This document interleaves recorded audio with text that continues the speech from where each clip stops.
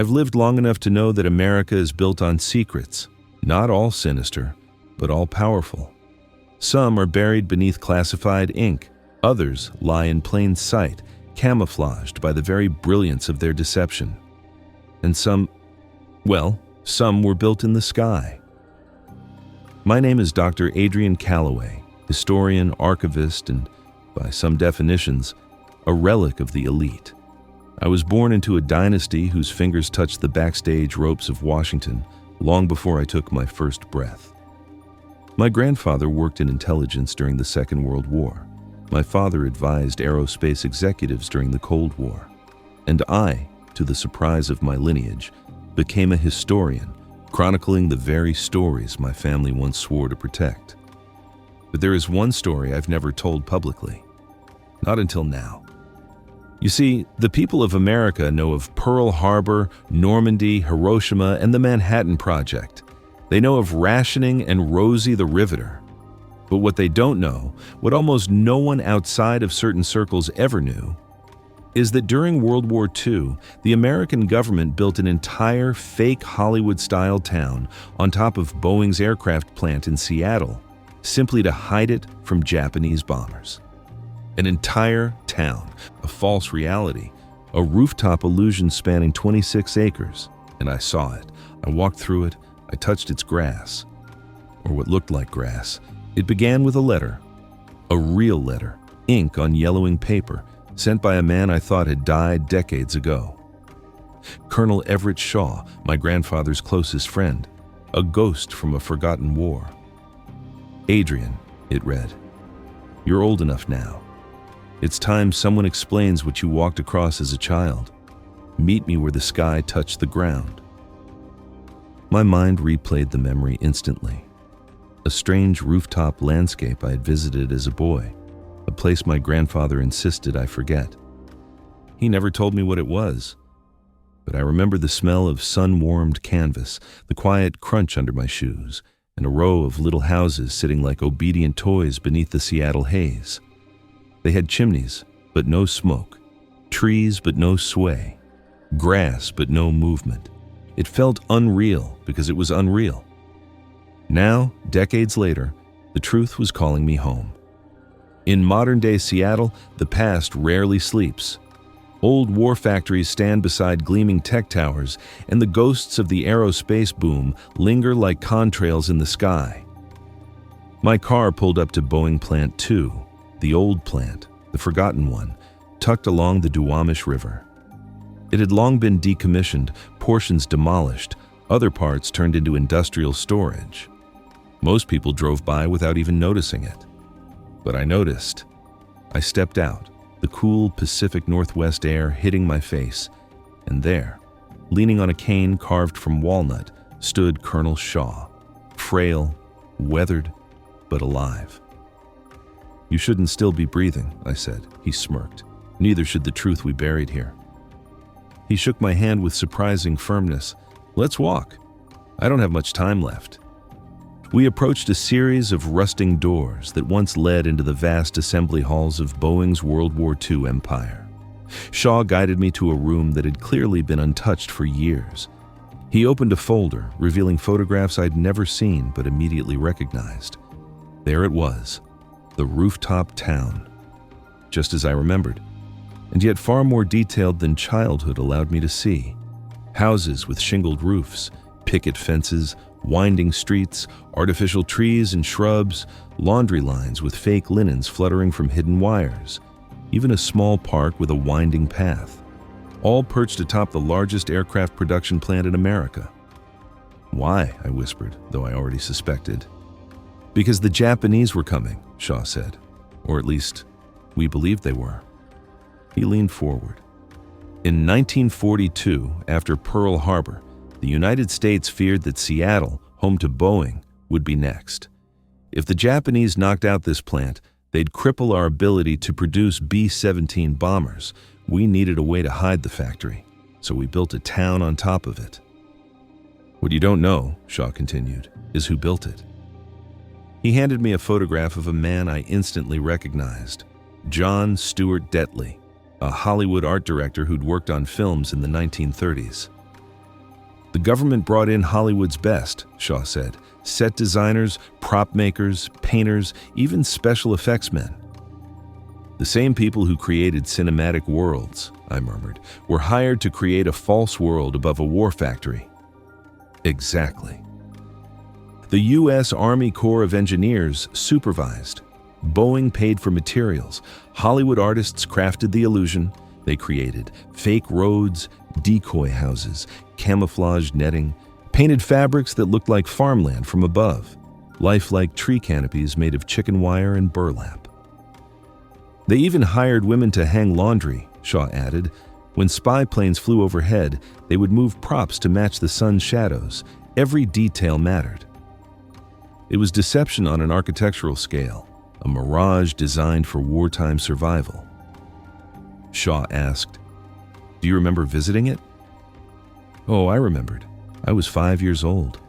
My grandfather had brought me here during a routine inspection. He was a powerful man, a man with security clearances that most presidents would envy. He lifted me over the threshold that led to the rooftop and whispered, "Adrian, look, but do not speak of it." What I saw was dreamlike. A quiet town with no people, no sound, and no weathered scent of soil. The air tasted sterile. At the time, I didn't understand. I only knew it felt wrong to walk through houses that appeared full but were empty. Wrong to see trees that cast no shadows. Wrong to stand in a town built on a roof. Now, standing beside Shaw, I finally understood the scale of the illusion. What happened to it, I asked. After the war, everything was stripped down. The illusion was no longer needed. Most people never knew it existed. The Japanese never bombed Seattle, I said.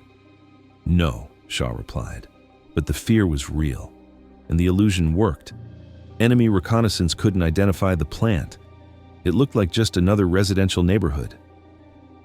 I thought about the secrecy, the craftsmanship, the trust placed in civilians to keep quiet.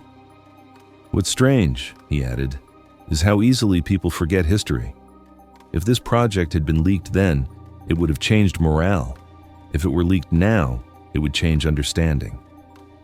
He tapped the folder. This was one of America's greatest defensive illusions, a literal town masquerading as a shield. As we walked outside the decaying structure, Shaw paused. "You're a historian, Adrian, a good one. You have the means, the voice, and the freedom to tell this story. Most Americans today, good people, don't know how many illusions protected their grandparents." "Why was it kept so quiet?" I asked. "Because secrecy was the difference between life and death then. But today, secrecy only prevents understanding." He placed the folder in my hands. "Tell them. Not the conspiracies, not the nonsense. Tell them the truth. Show them how creativity saved lives. Remind them that knowledge is power." He exhaled deeply, as if unburdening himself. "The world is changing again," he said. "People forget that history's greatest weapons are sometimes invisible." A week later, Colonel Everett Shaw passed away. His last act in life was to entrust me with secrets he had guarded for 80 years. I attended his private funeral, a small affair held at a military cemetery overlooking the Puget Sound. As taps echoed across the water, I realized the weight he'd placed on my shoulders. If I didn't tell this story, it might disappear forever. The government had never publicized the project. Hollywood artists had never received credit. Engineers had never signed their names. And the public? They remained blissfully unaware that an entire fabricated town once floated above a war factory in their own country. 1 million Americans drive past this place every year. None know what once stood above them. Driven by duty, or perhaps obsession, I began to research the site more thoroughly. I used my connections, my wealth, and my family's old ties to dig deeper than any common historian could. I uncovered declassified documents showing engineering sketches, photographs stamped secret detailing the miniature town, internal memos between Boeing executives and Army officials, budget records for camouflage construction, letters from Hollywood artists describing their work with pride. I interviewed the grandchildren of Boeing workers who faintly remembered the rooftop houses. I found scraps of the artificial trees preserved in a private collection. I even located an elderly woman who, in her youth, had been hired to walk across the rooftop with a parasol, so spy planes would assume the area was inhabited. It was quiet, she said. Too quiet, like acting in a movie with no cameras. Piece by piece, I assembled the truth. Using my resources, I funded a digital reconstruction of the rooftop town, a virtual model built from blueprints, photographs, and first-hand accounts.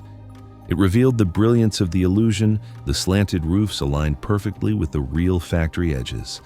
Artificial shrubs hid ventilation stacks. Painted canvas roads masked supply lines. Decoy cars covered access hatches. Fake fences concealed anti-aircraft equipment. The artists had even simulated sunlight and shadowing, painting certain surfaces darker or lighter depending on how they would appear from 10,000 feet. This wasn't camouflage, it was art. Art that protected the industrial heart of America. When I watched the virtual simulation rotate overhead, I finally grasped the magnitude of what Shaw had wanted the world to see. This wasn't just a wartime trick. This was an act of imagination powerful enough to shield a nation. Months later, I scheduled a lecture at the American Historical Association's annual conference. My name, wealth, and pedigree ensured a full crowd.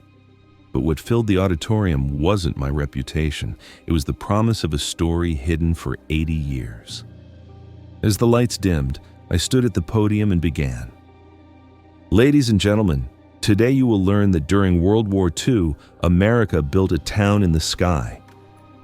I revealed the photographs, the blueprints, the digital reconstruction, the testimonies, the truth. The audience gasped as the illusion appeared on the screen behind me. I showed them how Hollywood artists preserved American lives, how creativity became defense, how secrecy, while once necessary, had now become ignorance. And then I said the words that defined the moral of the story. Knowledge is not just power. It is protection. Seek it, preserve it, question everything, not to find conspiracies, but to uncover truths hidden by time, war, and fear. When the lecture ended, the crowd rose in a standing ovation. But I didn't do it for applause. I did it because Shaw asked me to. Because my grandfather believed in the pursuit of truth. Because America deserves to know the lengths we once went to defend freedom. In the months that followed, news outlets reported on the forgotten rooftop town. Documentaries were made, historical societies requested my research, students wrote papers about the ingenuity of wartime deception. The public was astonished, not because the story was shocking, but because such an extraordinary piece of history had been lost to time. And through it all, I kept returning to the rooftop as I remembered it as a child. The unreal houses, the silent streets, the painted sky at my feet. A reminder that history is layered, truth is often hidden. Knowledge must be sought, not given. The world today is filled with noise, misinformation, and assumptions. But history, real history, it demands curiosity. It requires effort. And sometimes it rewards that effort with stories unbelievable in their brilliance, like a fake Hollywood town floating above a factory. A town that never lived, but saved countless lives. A town built to be forgotten, but not anymore. I still visit the ruins of Boeing Plant 2 from time to time. The buildings have been gutted, rebuilt, repurposed, or erased. The rooftop town is long gone. No artificial grass remains. No cloth houses linger. But some truths don't need to exist physically to remain alive. Some truths live because people choose to remember them. And now, because you've read this story, you are one of those people.